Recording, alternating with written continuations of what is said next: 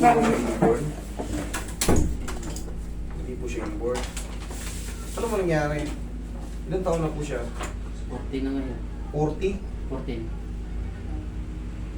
Nangyayari 10 years old siya.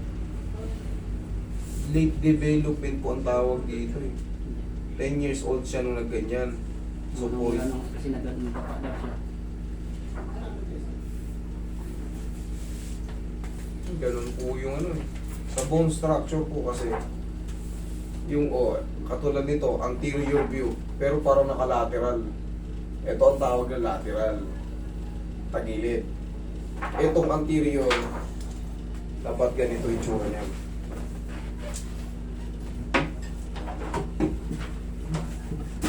Yan. Yan to, makikita mo siya, pantay lang halos. Oh. Kumbaga yun po yung susundan ng ano niya.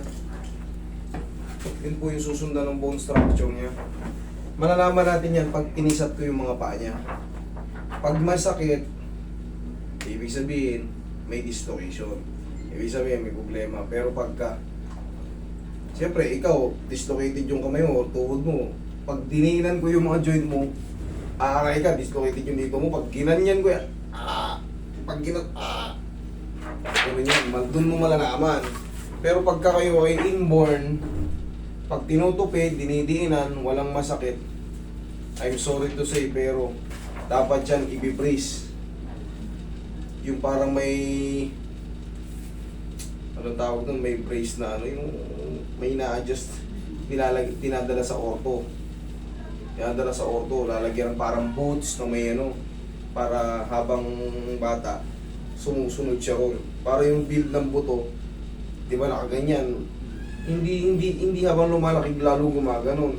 Pag may presyon, pero mga pinanak na ano eh, nakikita nyo yung mga pa nakapaganon, no? Nakapaganon yung paa, nakapabaliktad, nilalagyan ng boots yun para habang tumatagal. Pangit man siya maglakad, pero yung paa niya na ano, hindi nakapaganon. Okay, kasi dito nakalagay oh, no fracture, no dislocation. Higa ka nga be, higa ka.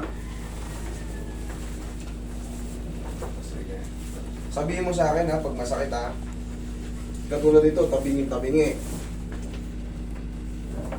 Ipitin ko tubing joint ha, sabihin mo kung masakit. Sakit? Yan. Wala. To. Sakit? Normal po yun. Sakit? Hindi. I'm sorry sir, pero kailangan na ito i-brace. Hindi siya dislocated. Hindi siya na-twist, hindi siya na-dislocate. Kasi pag ito dislocated, kagaya ng mga basketball player dito, pag ginanyan ko yan sila, ganyan naman sir, masakit yan. Pero ito hindi nasasagad yun.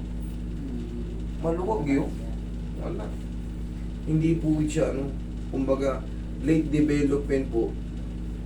Hindi nyo lang nakita nung maliit siya, nakita nyo nung 10 taon na siya, parang bumabalik ko. Parang habang lumalaki siya, bumabalik. Opo. May tawag po sa ano nito, sa condition na to. Wala yun.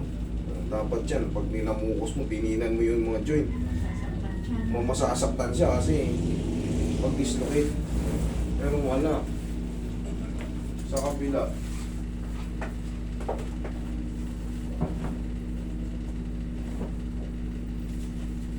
Be. Wala. Wala, matiin na yan. Lumulubog na yung daliri ko. Wala.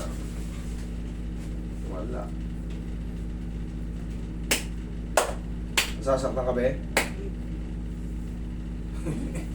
Sir, ano sir eh, kailangan to, be-brace siya.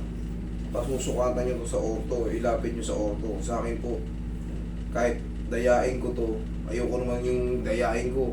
In-assess ko na alam kung wala akong may tutulong para singilin kayo. Hindi po. Mas the best kayo, mapunta kayo ng ortho habang bata-bata pa siya. Tanungin nyo sa ortho doctor kung mahahabol pa. Kahit man lang may tuwid. Kahit medyo tabingi siya maglakad, pero habang tatagal kasi to, katulad yan, 10 years old, nakita nyo parang hindi pa gaano eh. Pero nung lumalaki na siya, after 4 years, yan na oh. Siyempre, ano na siya eh. Nagmamature na siya eh. Lumalaki na siya eh. Okay? Sir, dalhin nyo lang sa auto. Wala po akong magagawa rito. Okay? Wala naman kayong babayaran sa akin. Ang mahalaga, na-assess ko. Kumbaga, kasi tiwala kayo sa akin eh. Yun po ang assessment ko. Hindi po siya para sa akin. Kasi wala, dapat yan. Kahit daliri lang, naka-dislocate. Pag ginanyan ko, iiyak ka, eh. Wala eh. Okay, be? Sa orto, palagyan nyo ng brace. Ha? Salamat ha. Sige, malakas ka ha. Sir, okay na po muna kayo sa orto ha. Okay? No problem.